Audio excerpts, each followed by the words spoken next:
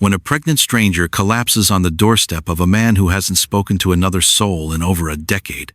Both their lives are forever changed in the unforgiving Dakota Territory winter of 1867. But as dangerous men from her past close in, will Ezra Hendricks risk everything he's built in solitude to protect a woman and child who aren't even his own? Snow began falling just as Ezra Hendricks split his last piece of firewood for the morning. Each flake landed on his weathered hands like tiny ice needles, but he barely felt the cold anymore. After 12 winters alone in the Dakota Territory, his body had learned to ignore most kinds of pain. The axe felt heavy in his grip as he set it against the cabin wall. At 52, his muscles still held their strength, but his joints complained more with each passing year. The December wind of 1867 howled across the endless prairie, carrying with it the promise of another brutal season ahead. Going to be a hard one, he muttered to himself, the first words he'd spoken aloud in 3 days.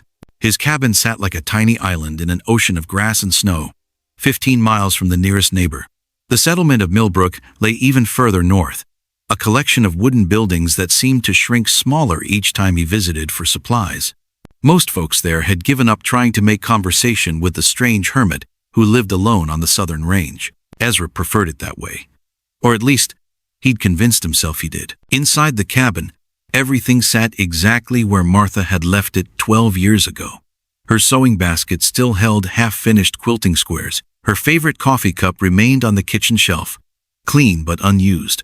Her rocking chair faced the fireplace, empty as always. But Ezra could never bring himself to move it. The fever had taken her in the spring of 1855, along with the baby she carried.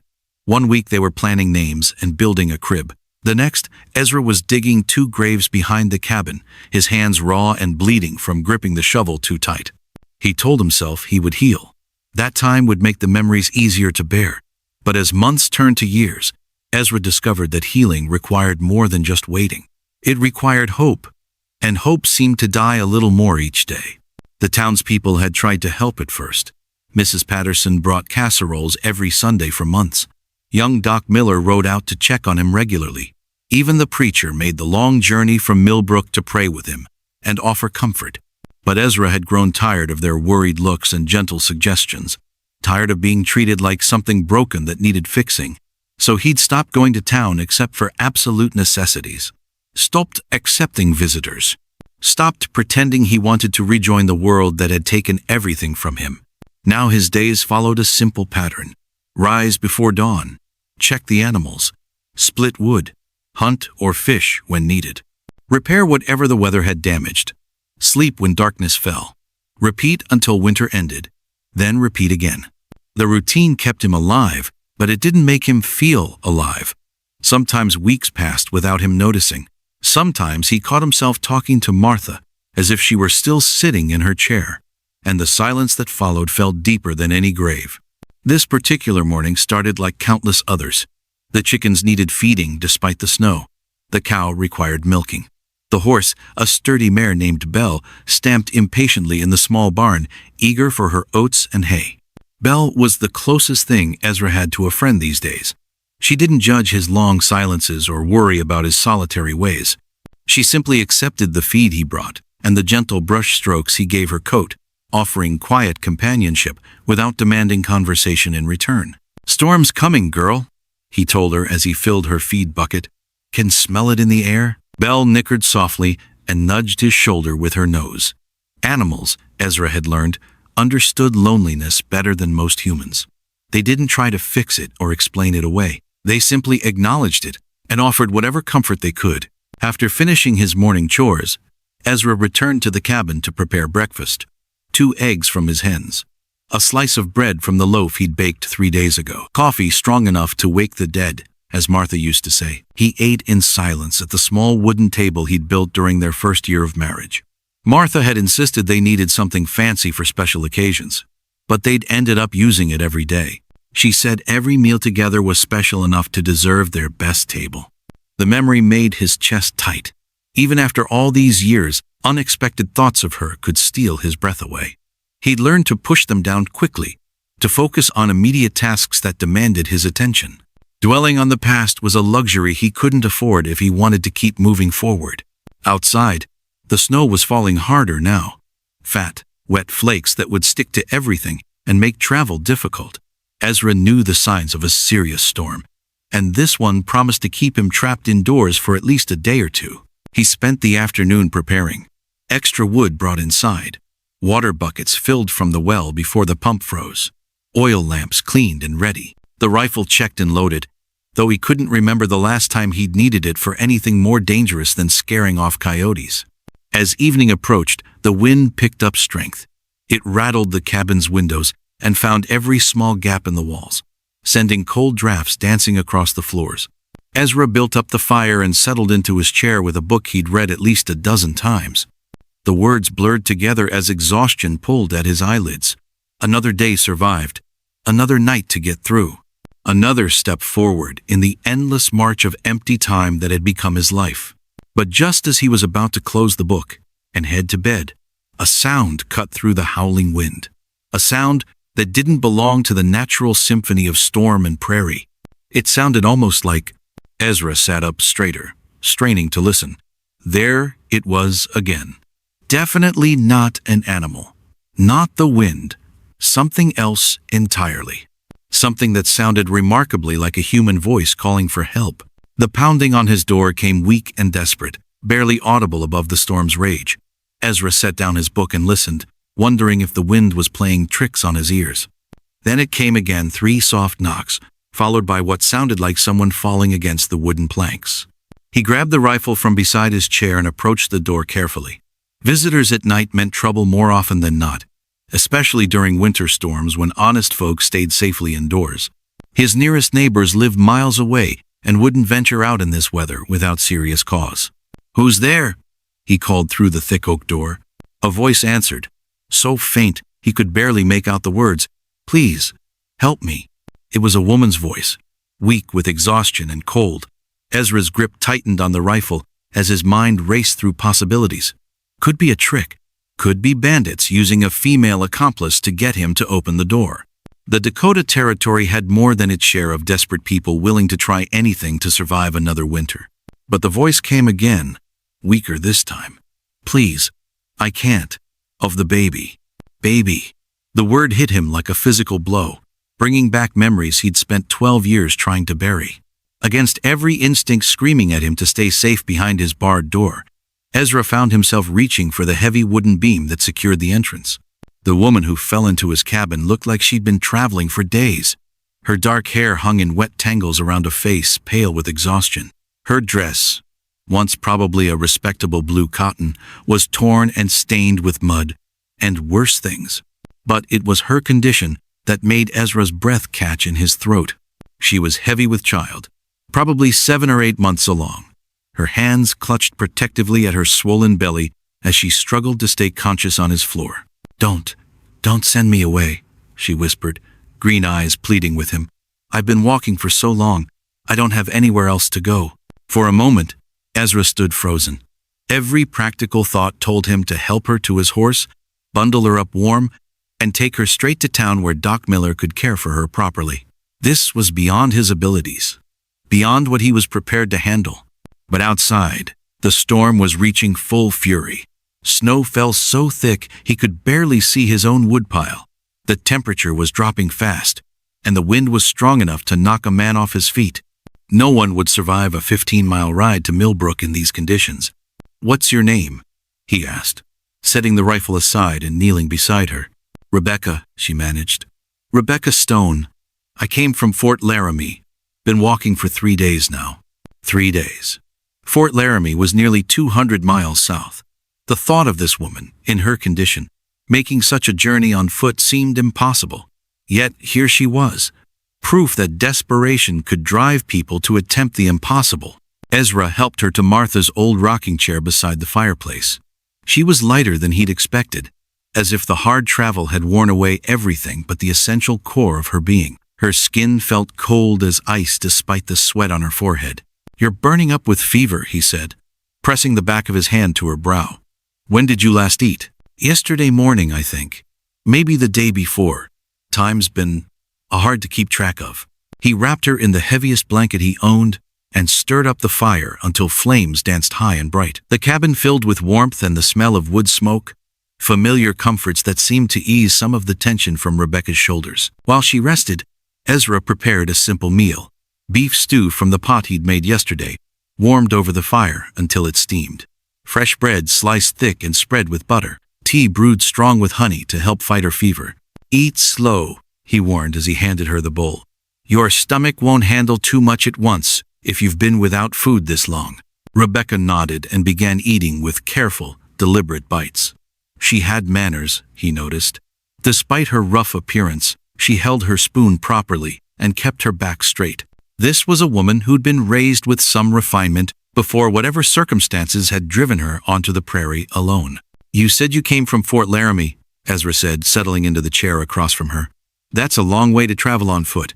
What happened to bring you here? Rebecca's hand moved instinctively to her belly. My husband died 2 months ago. Fever, like yours. She trailed off, seeming to realize what she'd said. Like my wife, Ezra finished quietly. I'm sorry. Fever's a hard way to lose someone. His family. They didn't want me around after he was gone. Said I was a burden they couldn't afford to feed. They gave me 2 days to pack what I could carry and leave. The casual cruelty of it hit Ezra harder than he'd expected. He understood rejection, understood being seen as worthless by people who should care. But to cast out a pregnant woman in winter seemed beyond heartless. So you walked, he said. 200 miles, in your condition. Didn't have much choice. I heard there might be work in Millbrook. Maybe someone who'd need help with cooking or cleaning in exchange for a place to stay until the baby comes. Ezra doubted Millbrook had much work for anyone, especially not a pregnant woman with no family to vouch for her character. The settlement barely supported the folks already living there, but he didn't have the heart to tell her that. Not when she was finally getting some color back in her cheeks. You can stay here tonight, he heard himself saying. Storm's too bad to travel anyway. We'll figure out what comes next when the weather clears. Relief flooded Rebecca's face. Thank you. I can work for my keep. I'm good with cooking and mending. I won't be any trouble, I promise. Trouble. As if any woman in her condition could be anything but trouble for a man who'd spent 12 years avoiding human contact. But looking at her sitting in Martha's chair, holding her unborn child and trying so hard to appear strong despite her obvious exhaustion, Ezra found he didn't mind the prospect of trouble as much as he should have. Get some rest, he said. We'll talk more in the morning. But as Rebecca settled deeper into the rocking chair, her breathing growing steady with approaching sleep, Ezra couldn't shake the feeling that morning would bring complications he wasn't prepared to handle. Outside, the storm continued its assault on the small cabin. Inside, for the first time in 12 years, Ezra Hendricks was not alone. And despite every instinct telling him this was dangerous, part of Hema, part he'd thought was dead and buried, was grateful for the company. The fire crackled in the hearth, casting dancing shadows on the walls. Rebecca slept peacefully in Martha's chair, one hand resting protectively on her belly. And Ezra sat watching over them both, wondering what twist of fate had brought this woman to his door and what it might cost him to let her stay. The scream that shattered the pre-dawn darkness sent Ezra bolting upright from his makeshift bed on the floor. Rebecca thrashed in Martha's rocking chair, her face twisted in pain, both hands gripping her swollen belly as another wave of agony tore through her body. The baby, she gasped between ragged breaths. Something's wrong. It's too early. Ezra's blood turned to ice water. He knew nothing about birthing babies. Martha had been attended by the midwife from town during her pregnancy, and even then, neither mother nor child had survived. His hands shook as he knelt beside Rebecca's chair, trying to remember anything useful from that terrible time 12 years ago. How early? He asked, forcing his voice to stay calm despite the panic clawing at his chest. 6 weeks, maybe 7? Rebecca's face had gone pale as fresh snow. It shouldn't be happening yet. Another contraction hit her, stronger than the last. Her fingernails dug into the wooden arms of the chair as she fought to breathe through the pain. Ezra could see sweat beading on her forehead despite the morning chill that filled the cabin. Outside, the storm had finally blown itself out during the night, leaving behind a world buried under 3 feet of fresh snow. The silence felt almost unnatural after hours of howling wind, but that same silence meant travel to town might be possible, if they could make it through the drifts. "We need to get you to Doc Miller in Millbrook," Ezra said, already moving toward his winter coat. "He'll know what to do." Rebecca grabbed his wrist with surprising strength. "No time," she whispered. "This baby's coming whether we're ready or not." As if to prove her point, another contraction seized her. This one lasted longer, and when it passed, Rebecca's breathing had changed to short, sharp pants that Ezra recognized from watching his mare birth her foals. Labor had truly begun. His mind raced through limited options. The storm had dumped too much snow for his horse to carry 2 people safely to town. Even alone, the journey would be treacherous and slow. By the time he could bring Doc Miller back, it would likely be too late. That left him with knowledge gleaned from helping animals give birth and half-remembered conversations with Martha about what to expect when their time came. It wasn't much, but it would have to be enough. "All right," he said, trying to project more confidence than he felt. "We'll manage this ourselves. Tell me what you need." "Hot water," Rebecca managed between contractions. "Clean cloths. And something strong to bite down on when the pain gets worse." Ezra set to work with grim determination. He built up the fire until flames roared in the hearth, filling the cabin with warmth and bright light. He set every pot he owned to boiling water and gathered the cleanest sheets and towels from Martha's old trunk. While the water heated, he helped Rebecca from the rocking chair to his own bed, which he'd hastily covered with fresh linens. She moved slowly, pausing every few minutes as contractions gripped her with increasing frequency and intensity. "How long were you in labor with Martha?" Rebecca asked during a brief break between pains. The question caught him off guard. 14 hours, he said quietly. "But every woman's different. Every baby, too." Rebecca nodded, then tensed as another contraction began building. This one was different, stronger, more focused. She pressed a folded cloth between her teeth and gripped the bed frame until her knuckles went white. "Getting closer together," she said, when she could speak again. "Won't be much longer now." Ezra had never felt so helpless in his life. All his years of self-reliance, of solving problems through hard work and stubborn determination, meant nothing in the face of this ancient mystery of birth. He could only stand by and try to offer whatever comfort and support he could manage. Hours crawled past in a blur of increasing urgency. Rebecca's labor progressed with relentless determination, each contraction bringing the baby closer to arrival. Ezra wiped her brow with cool cloths, offered sips of water when she could take them, and tried to radiate calm confidence even as his own nerves frayed with worry. "Tell me about Martha," Rebecca said during one of the quieter moments between contractions. "What was she like?" The request surprised him. Most people avoided mentioning his dead wife, as if talking about her might cause him additional pain. But something in Rebecca's voice suggested she genuinely wanted to know, not out of morbid curiosity, but from a deeper need for connection. "She was brave," Ezra said, adjusting the pillows behind Rebecca's back. "Braver than me, anyway. When we first came out here, I wanted to turn back a dozen times. Too hard, too lonely, too dangerous. But Martha saw something I couldn't see. She saw what this place could become with enough work and love." Rebecca smiled weakly. "Sounds like a wise woman." She was. Had a way of making even the hardest days seem manageable. Used to say that every sunset was God's promise that tomorrow might be better than today. Another contraction hit before he could say more, and this time Rebecca couldn't hold back a cry of pain. The sound cut through Ezra like a knife, bringing back memories of Martha's final hours, of his own helplessness in the face of forces beyond his control. But this was different. Where Martha had grown weaker with each passing hour, fighting a fever that slowly drained her strength, Rebecca seemed to be drawing power from some deep well of determination. Her labor was hard, but her spirit remained unbroken. "I can see the baby's head," Ezra said, hardly believing his own words. After hours of patient waiting, the moment of birth was finally at hand. "Just a little more, Rebecca. You're almost there." With a final, tremendous effort that seemed to shake the very foundations of the cabin, Rebecca brought new life into the world. The baby emerged in a rush of fluid and blood, tiny and perfect and utterly silent. Too silent. Ezra's heart stopped as he lifted the infant in his trembling hands.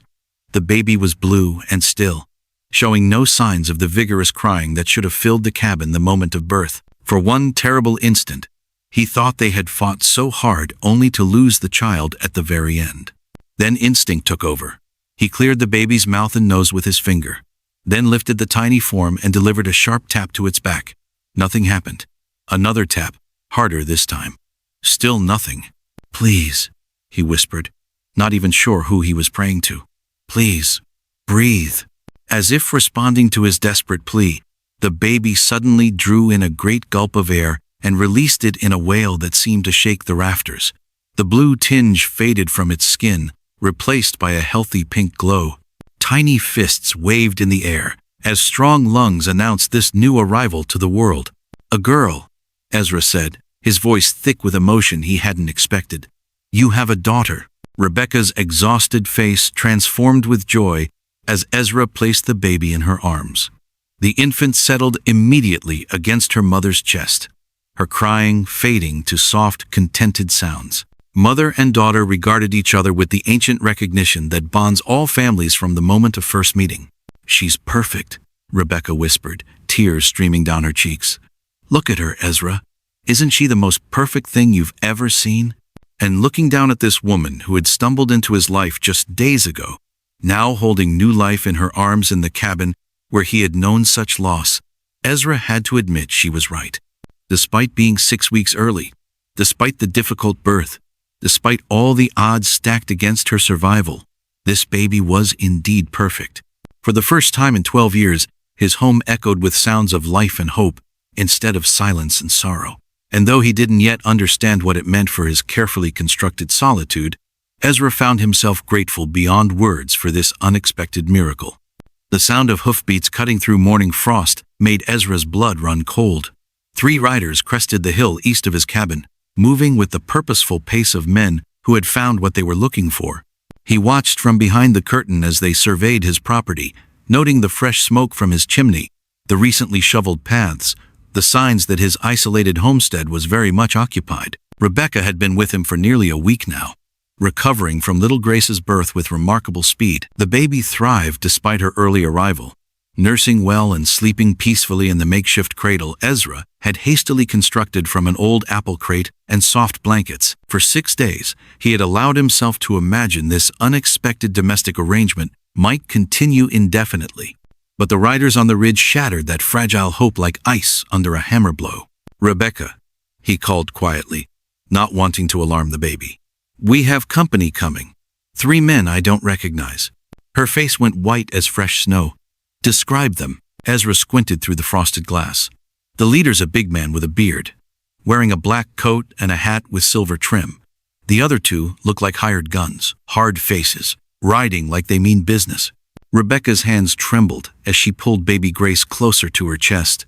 "That's Dutch Carver. I hoped they'd given up, but..." She closed her eyes in defeat. "They followed me here. I'm so sorry, Ezra. I never meant to bring trouble to your door." "What kind of trouble are we talking about?" "The worst kind. My husband, James. He wasn't just a farmer like I told you. He ran card games, made loans to desperate men at terrible interest rates. When fever took him, he owed money to some very dangerous people." The riders were closer now, close enough for Ezra to see the hard set of their faces and the weapons they carried openly at their sides. These weren't local cowboys or traveling merchants. These were men who made their living through violence and intimidation. "How much money?" Ezra asked, though he suspected the answer would be beyond his ability to pay. $500, plus interest. They said the debt passed to me when James died, along with other obligations. $500. In the Dakota Territory of 1,867, it might as well have been 5,000. Most homesteaders didn't see that kind of cash in 5 years of hard farming. But it was the way Rebecca said "other obligations" that made Ezra's stomach turn with understanding. "They want more than money," he said. Rebecca nodded miserably. "Dutch Carver doesn't just collect debts. He collects people, women especially, for his business interests in the mining towns. He told me I could work off what James owed, one way or another." The implications hit Ezra like a physical blow. These men hadn't ridden 200 miles through winter weather just to collect a debt. They'd come for Rebecca herself, and now they'd found her under his protection with a newborn baby who would only complicate their plans. Outside, the riders had reached his front yard. Ezra could hear their horses snorting and stamping, eager to be moving again after the long, cold ride. Dutch Carver's voice carried clearly through the thin cabin walls as he spoke to his companions. "Smoke's fresh. Somebody's definitely here. Remember, we want the woman alive and unmarked. The baby's just extra weight we don't need." The casual dismissal of Grace's life as mere inconvenience filled Ezra with a rage he hadn't felt since Martha's death. For 12 years he had avoided conflict, chosen isolation over the messy complications that came with caring about other people. But looking at Rebecca holding her infant daughter, seeing the terror in her eyes as these predators closed in, he realized some things were worth fighting for, regardless of the cost. "Take Grace and hide in the back room," he told Rebecca, reaching for the rifle he kept beside the door. "Whatever happens, don't come out until I tell you it's safe." "Ezra, no. There are 3 of them and they're killers. You can't. I can't let them take you." The words came out with more conviction than he'd felt about anything in years.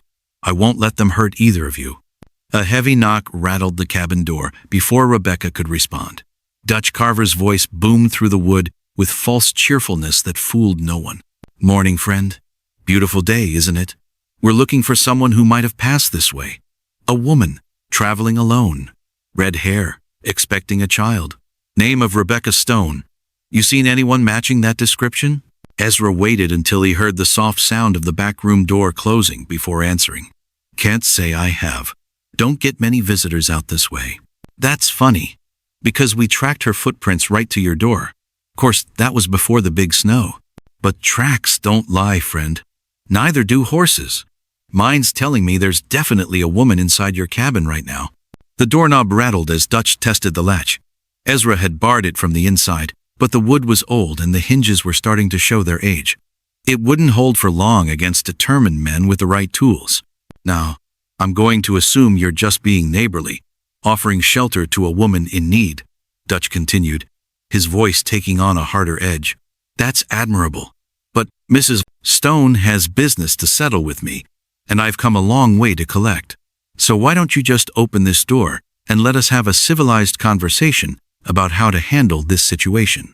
"I told you, there's no woman here," Ezra replied, checking his rifle to make sure it was properly loaded. He had maybe 20 rounds of ammunition in the cabin. Against 3 armed men, it would have to be enough. A different voice spoke up from outside, younger, with the flat tones of a professional killer. "Boss, there's baby things hanging on a line behind the cabin. Diapers and such. Fresh-washed, by the look of them." Silence stretched for several heartbeats. Then Dutch Carver's laugh filled the air, cold and without humor. "Well now, that's interesting. Baby clothes but no woman, you say? Tell me, friend, how exactly does a man living alone come by infant garments?" Ezra's grip tightened on his rifle. The time for deception had passed. These men knew exactly what they'd find inside his cabin, and they were beyond caring about his attempts to protect Rebecca and Grace through lies. "Last chance," Dutch called out. "Open the door and let's settle this like civilized men. Mrs. Stone comes with us, you keep breathing, everybody goes home happy. Refuse, and we'll burn you out. Your choice. But either way, we're not leaving empty-handed." Through the thin wall separating the main room from his bedroom, Ezra could hear baby Grace beginning to fuss. In a few minutes, she would be crying loudly enough to confirm her presence to anyone listening. The pretense that he was alone in the cabin wouldn't last much longer. He thought of Martha, of the promises he'd made at her graveside to honor her memory by living a good life. For 12 years, he'd interpreted that to mean living safely, avoiding risks, protecting himself from further loss through careful isolation. But looking around the cabin where Martha had dreamed of raising their own children, where Rebecca now hid with her infant daughter, Ezra realized he'd been wrong about what honor truly meant. Sometimes living a good life required risking everything to protect what mattered most. The sound of splintering wood filled the air as Dutch Carver's men began attacking his door with axes. They would be inside within minutes, and when they came through, Ezra Hendricks would be ready for them. For the first time in 12 years, he had something worth fighting for, and by God, he intended to fight. The first axe blow splintered wood like thunder, sending splinters flying across Ezra's kitchen floor. Dutch Carver's men worked with practiced efficiency, one swinging while the other 2 kept their guns trained on the damaged door, ready to shoot the moment they had a clear target inside the cabin. Ezra crouched behind his overturned table, rifle aimed at the entrance, his heart hammering against his ribs like a trapped bird. He'd been in fights before bar brawls in his younger days. Disputes with claim jumpers when he first settled this land, but nothing like this. Nothing where innocent lives hung in the balance. From the back room came the muffled sound of baby Grace crying despite Rebecca's desperate attempts to keep her quiet. The sound cut through Ezra's concentration like a knife, reminding him exactly what he stood to lose if he failed in the next few minutes. "Almost through, boss?" called one of the axemen. "Door is giving way fast. Remember, we want Stone alive and unmarked," Dutch replied from somewhere to the left of the entrance. "But if this fool wants to play hero, put him down quick and clean." The second axe blow shattered the door frame completely. Wood exploded inward as the heavy oak door crashed to the floor, revealing 3 armed men silhouetted against the bright morning snow. Dutch Carver stepped through first, a massive figure in his black coat, twin revolvers gleaming at his hips. "Well, well," Dutch said, scanning the cabin's interior with cold, calculating eyes. "Seems our hermit friend has been telling tales. That's definitely a baby I hear crying back there." Ezra kept his rifle trained on Dutch's chest, though his hands trembled with the strain of holding steady. "I told you to leave. Last warning. You know what I think?" Dutch continued, seemingly unconcerned by the weapon pointed at him. "I think you've gotten mighty attached to Mrs. Stone in the short time she's been warming your bed. Can't say I blame you. She's a fine-looking woman, even fresh off birthing a brat." The crude words hit their mark, flooding Ezra's vision with red fury. But before he could respond, one of Dutch's men, a thin, wiry killer with dead eye-spotted movement, through the gap beneath the bedroom door. "There!" the gunman shouted, raising his weapon. "I can see feet moving around back there." Everything happened at once. The thin man's gun barked flame and smoke. Wood exploded from the bedroom door as his bullet punched through. Rebecca screamed, high and terrified, confirming beyond doubt that Dutch had found his prize. Ezra's rifle roared in response, the heavy slug catching the thin gunman's center mass and hurling him backward into the snow. But even as his first target fell, Dutch and his remaining partner were moving, diving for cover and returning fire with devastating accuracy. Bullets whined through the air, shattering Martha's good dishes and punching holes in the cabin walls. Ezra rolled left as Dutch's shot splintered the floorboards where he'd been crouching, splinters stinging his face as he sought new cover behind his wood-burning stove. "Rebecca," he shouted over the gunfire. "Are you hit?" "No," came her shaky reply.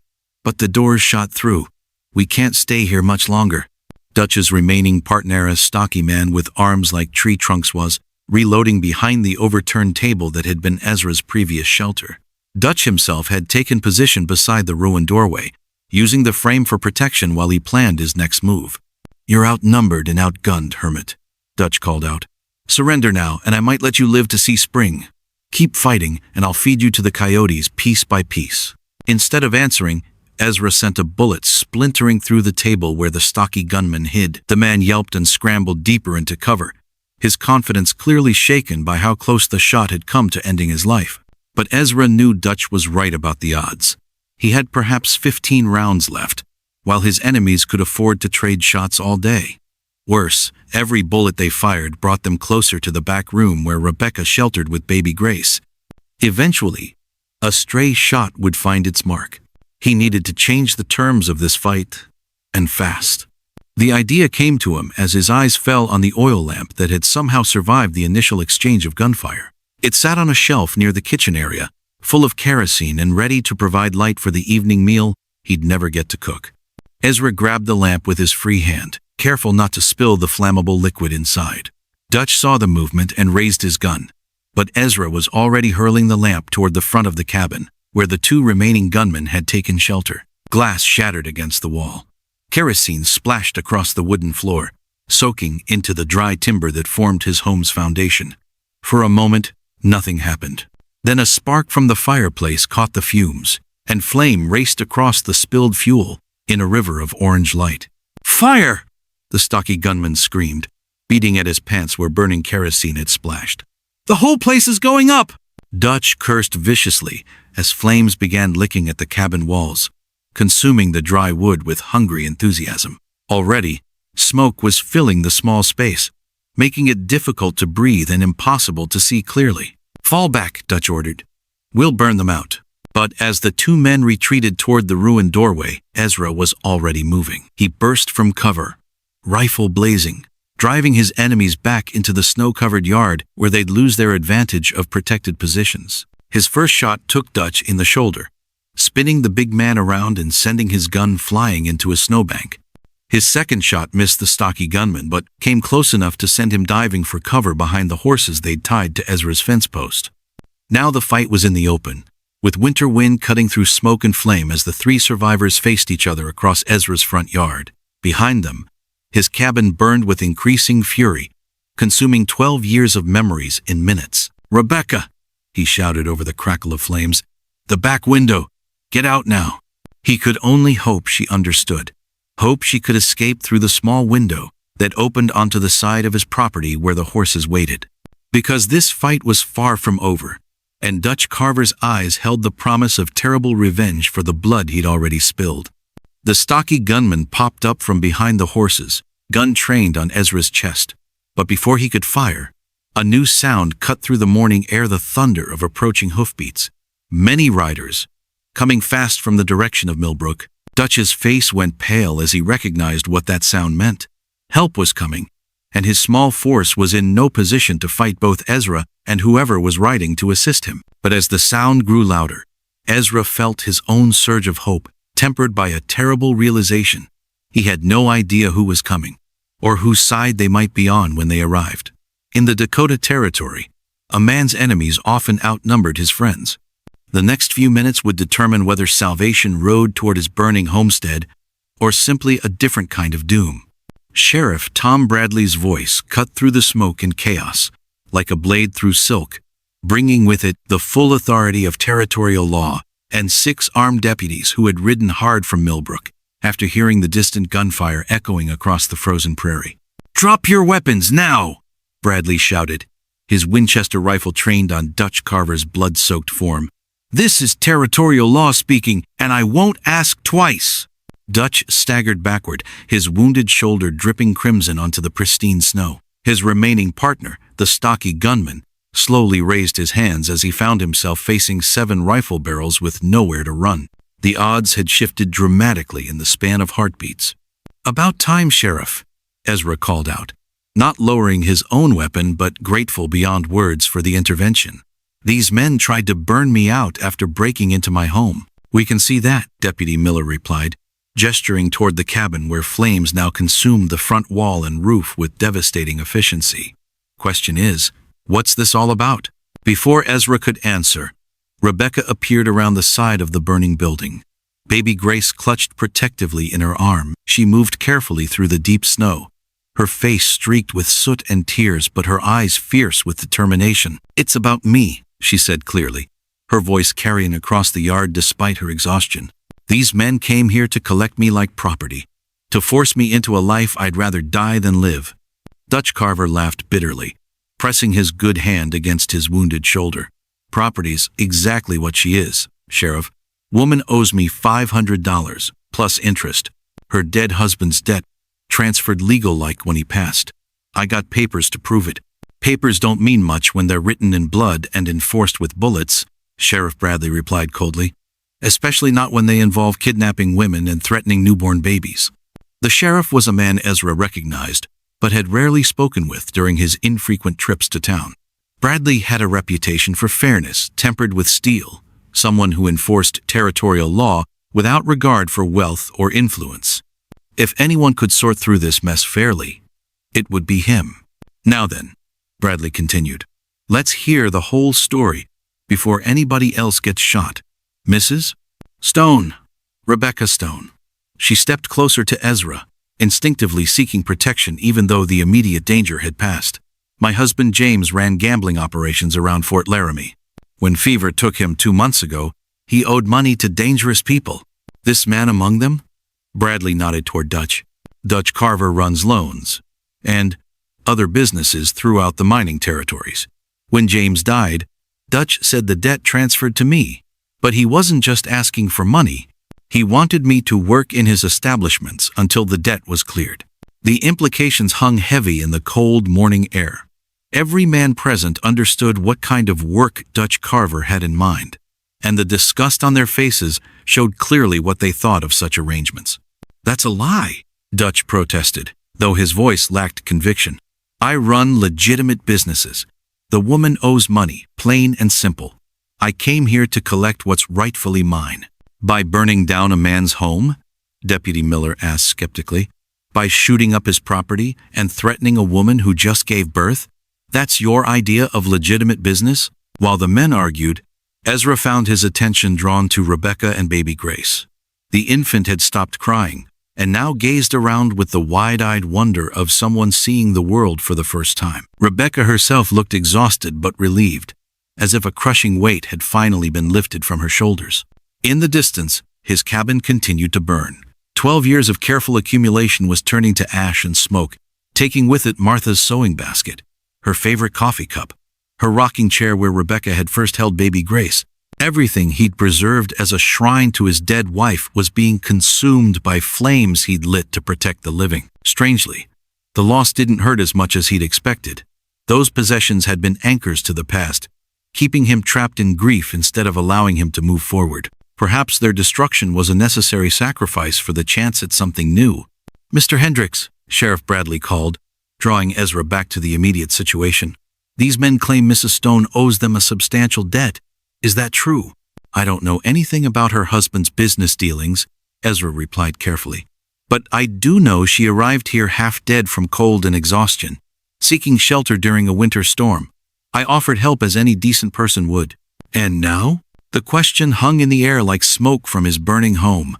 Ezra looked at Rebecca, at baby Grace, at the men who had come so far to claim them as property. He thought of Martha's dreams for this place, of the family they'd planned to raise together, of the children's laughter that had never filled these rooms. "Now I'm prepared to take responsibility for Mrs. Stone's debts," he said quietly. "All of them. If Carver has legitimate claims, he can present them to territorial court for proper judgment. But the woman and child are under my protection." Dutch Carver's face twisted with rage. "You got $500, Hermit, plus interest and costs? Because if you don't, this ain't over." Ezra met his gaze steadily. "I have enough. And if I don't, I'll find a way to get it. Legally." The sheriff nodded approvingly.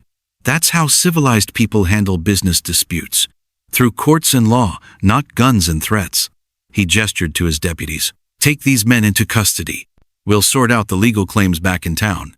As Dutch and his surviving partner were led away in chains, Rebecca approached Ezra with tears streaming down her face. Baby Grace slept peacefully in her arms, oblivious to the violence that had surrounded her birth into this world. "Why?" Rebecca asked simply. "Why would you risk everything for people you barely know?" Ezra looked at the smoldering ruins of his cabin, then at the woman and child who had given his life new meaning.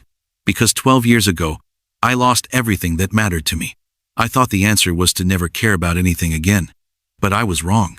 He reached out gently to touch baby Grace's tiny hand, marveling at the perfect miniature fingers that gripped his own with surprising strength. "Sometimes the greatest risk isn't in caring," he continued. "It's in not caring, in letting fear keep you from living the life you're meant to live." Sheriff Bradley approached them as his deputies finished securing the prisoners. "Mr. Hendricks, you'll need to come to town to make a formal statement, and we'll need to discuss the legal situation regarding Mrs. Stone's circumstances." "Of course. But Sheriff, they'll need somewhere to stay while this gets sorted out. My cabin's not exactly livable at the moment." Bradley smiled for the first time that morning. "I think we can arrange something. Mrs. Patterson's been looking for help at her boarding house since her arthritis got worse. Might be a good arrangement for everyone involved." As they prepared to leave for Millbrook, Ezra took one last look at the place that had been his refuge for so many years. The cabin was beyond saving, but the land remained.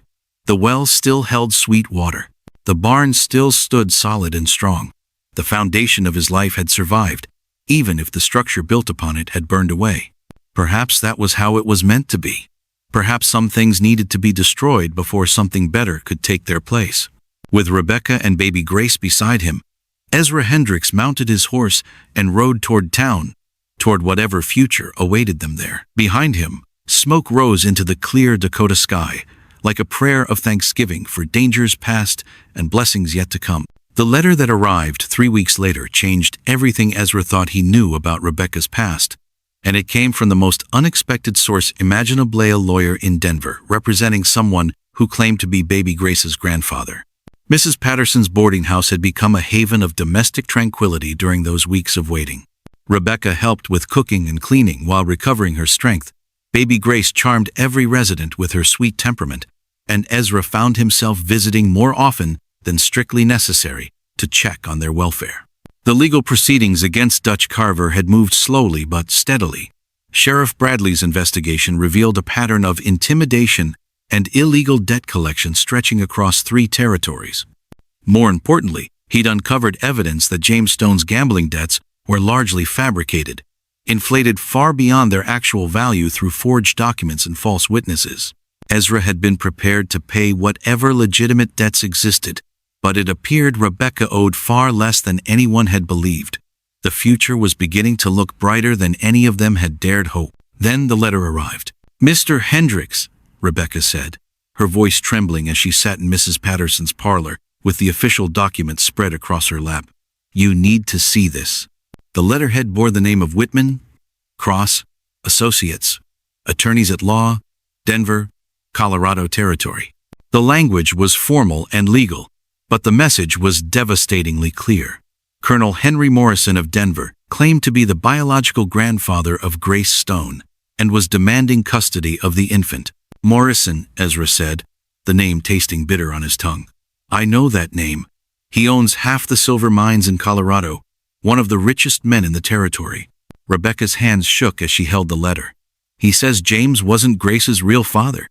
Says he has proof that his son Robert was with me while James and I were separated last year." The implications hit Ezra like a physical blow. If Morrison could prove paternity, he would have legal rights that superseded Rebecca's wishes. Worse, a man of his wealth and influence could afford lawyers and judges that simple homesteaders could never match. "Is it true?" Ezra asked gently. "About Robert Morrison?" Rebecca closed her eyes, pain etched across her features. "James and I had terrible fights last spring. He was drinking heavily, gambling away everything we had. I left him for 2 months, went to stay with my cousin in Denver." She paused, gathering courage to continue the painful confession. "Robert Morrison was charming, handsome. He said he loved me, promised to take care of me if I left James permanently. But when I told him I might be carrying his child, he disappeared, vanished like he'd never existed. And now his father wants to claim Grace?"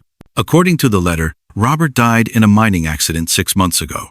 Colonel Morrison says Grace is his only remaining heir, his sole connection to a dead son. He wants to raise her as a Morrison, give her every advantage his wealth can provide. The legal document outlined Morrison's demands with brutal clarity. He was prepared to offer Rebecca a substantial settlement in exchange for surrendering all parental rights.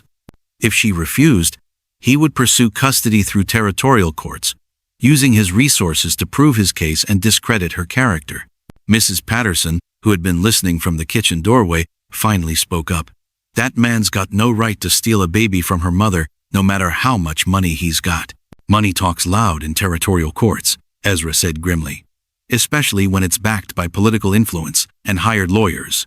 Baby Grace chose that moment to wake from her nap, her soft cries drawing Rebecca's immediate attention. As she lifted her daughter from the makeshift cradle, Ezra watched the fierce protectiveness that transformed her face. This was a woman who would fight tigers to defend her child. "What are you going to do?" he asked. "I don't know," Rebecca admitted. "Morrison's offering enough money to set me up for life. Says he'll make sure I never want for anything if I give up Grace and disappear quietly. But you won't do it." "How can I? She's my daughter, my heart. I'd rather live in poverty with Grace than in luxury without her." The conversation was interrupted by a knock at the front door. Mrs.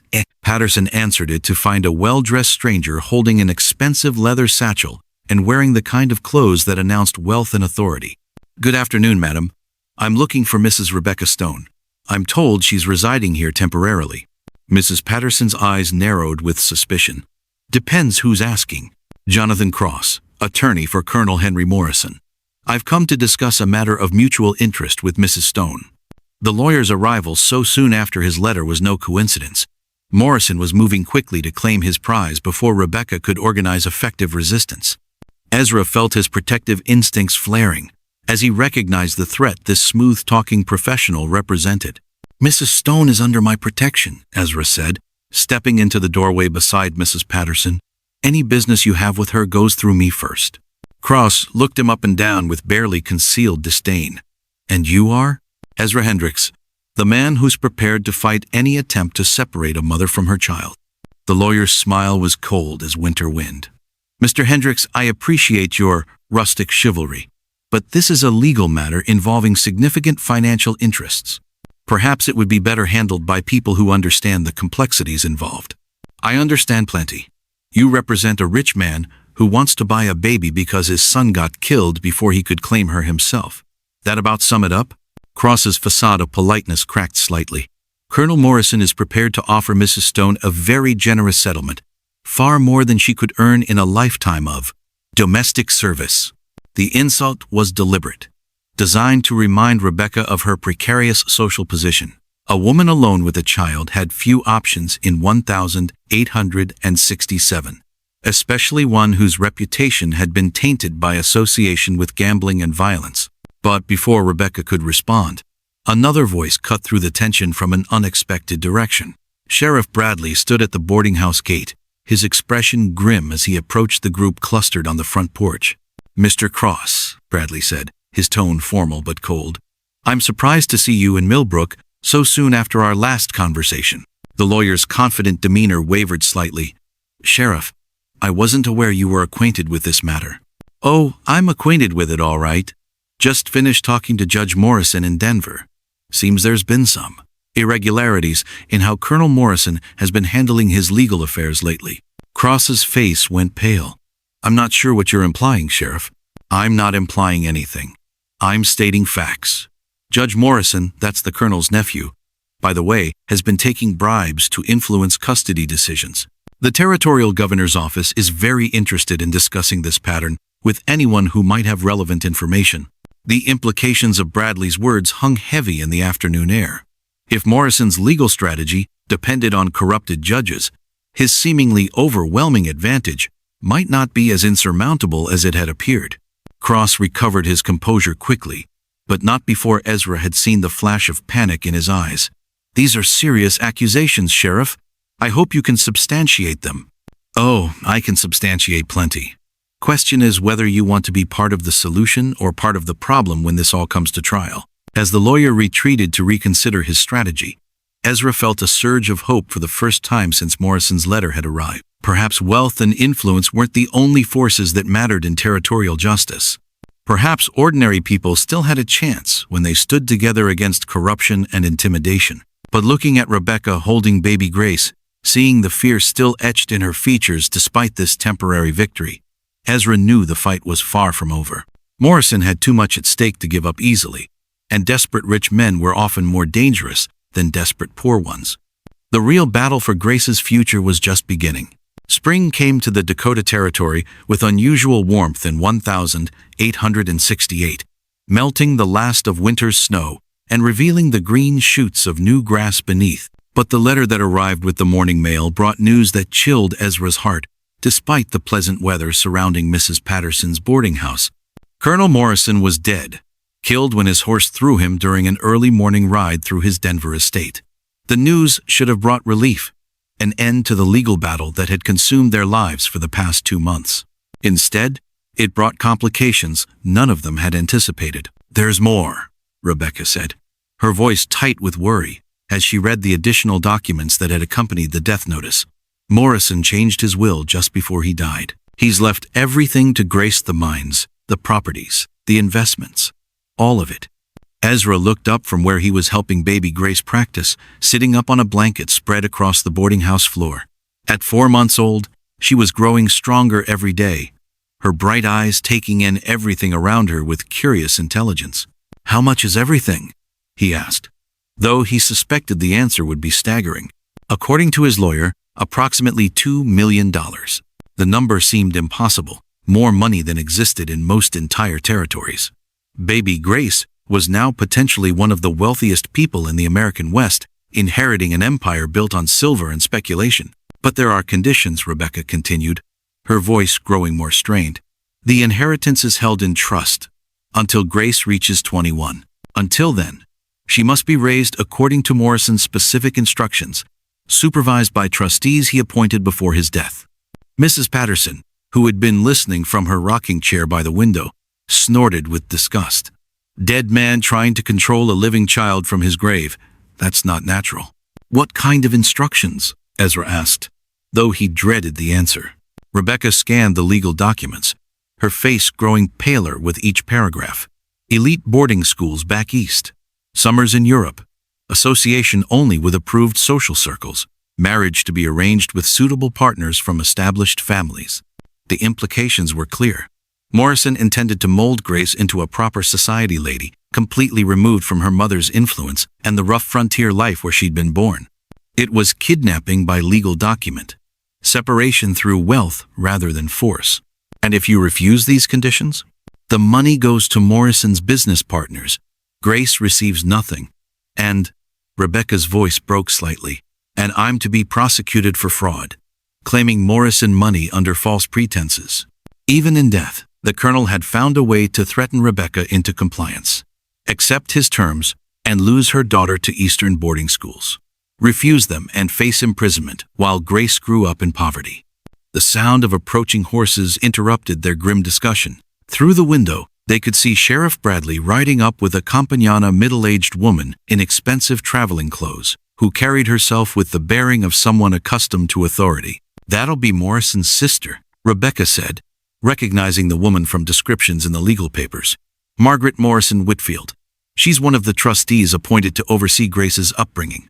Mrs. Whitfield proved to be everything her appearance suggested: refined, educated, and utterly convinced of her own moral superiority. She examined the boarding house with barely concealed distaste before turning her attention to baby Grace. "So this is the child," she said, her voice carrying the precise diction of finishing school education. "She's smaller than I expected, but healthy enough. We'll need to begin her proper education immediately." "She's 4 months old," Rebecca protested. "What kind of education could she possibly need?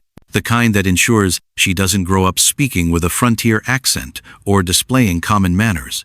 My brother may have been foolish in many ways, but he understood the importance of proper breeding." Ezra felt his temper rising at the woman's casual dismissal of everyone around her as inferior. "Mrs. Whitfield, Grace is being raised by people who love her. Isn't that more important than fancy manners?" Margaret Whitfield looked at him as if noticing an insect. "Love is a luxury, Mr. Hendricks. Proper upbringing is a necessity. This child will someday control vast business interests. She cannot be allowed to develop sentimental attachments that might cloud her judgment." The coldness in her voice chilled everyone present. This woman saw baby Grace not as a child to be cherished, but as a business asset to be properly managed. Her version of care would be efficient, expensive, and utterly without warmth. "I won't let you take her," Rebecca said, her voice steady despite the tears in her eyes. "I don't care about the money. Grace needs her mother." "My dear woman, you have no choice in the matter. The will is quite specific, and territorial law recognizes the colonel's right to determine his heir's upbringing. You can cooperate and receive a generous settlement, or you can fight and lose everything." Sheriff Bradley, who had remained silent during the exchange, finally spoke up. "Actually, Mrs. Whitfield, there might be some complications with that will." The woman's confident expression wavered slightly. "What sort of complications?" "Well, it seems the colonel made some interesting statements before he died. About Grace's parentage, specifically. My deputies have been talking to people in Denver, and there's some question about whether Robert Morrison was actually the child's father." This was news to Ezra and Rebecca. But Sheriff Bradley continued with the steady confidence of a man who held strong cards in a high-stakes game. "Seems your brother was trying to claim any child that might give him an heir, regardless of actual blood relationship. Makes his will legally questionable, especially if Grace isn't actually his granddaughter." Margaret Whitfield's composure cracked completely. "That's impossible. Henry was many things, but he wouldn't risk his fortune on uncertain parentage. Desperate men do desperate things, ma'am. And your brother was desperate for an heir to carry on the Morrison name." The revelation changed everything. If Grace wasn't actually Morrison's biological granddaughter, his will became meaningless. She would be free to be raised by Rebecca according to her mother's wishes, without the burden of inherited wealth or the prison of imposed expectations. But as Ezra watched Rebecca's face during this exchange, he saw something unexpected. Instead of relief at the possibility of escaping Morrison's control, she looked troubled, almost conflicted. Later, after Margaret Whitfield had retreated to the hotel to reconsider her legal position, Rebecca confided her concerns to Ezra as they walked along the creek that ran behind the boarding house. "What if Grace really is Morrison's granddaughter?" she asked, baby Grace sleeping peacefully in her arms. "What if I'm condemning her to a life of poverty when she could have every advantage wealth can provide?" "You're not condemning her to anything," Ezra replied. "You're giving her something more valuable than money, a mother's love, and the freedom to choose her own path." "But what if I'm being selfish? What if love isn't enough?" The question hung between them like early morning mist, beautiful but insubstantial. Around them, spring was transforming the prairie with new life and endless possibilities. In a few months, Ezra would begin rebuilding his cabin, creating a new home on the foundation of the old. Perhaps that was the answer. Not choosing between love and security, but building something strong enough to provide both. Something that could weather any storm and provide shelter for the people who mattered most. As they walked back toward the boarding house, Ezra found himself thinking about the future with hope instead of fear for the first time in over a decade. Whatever challenges lay ahead, they would face them together. And that made all the difference.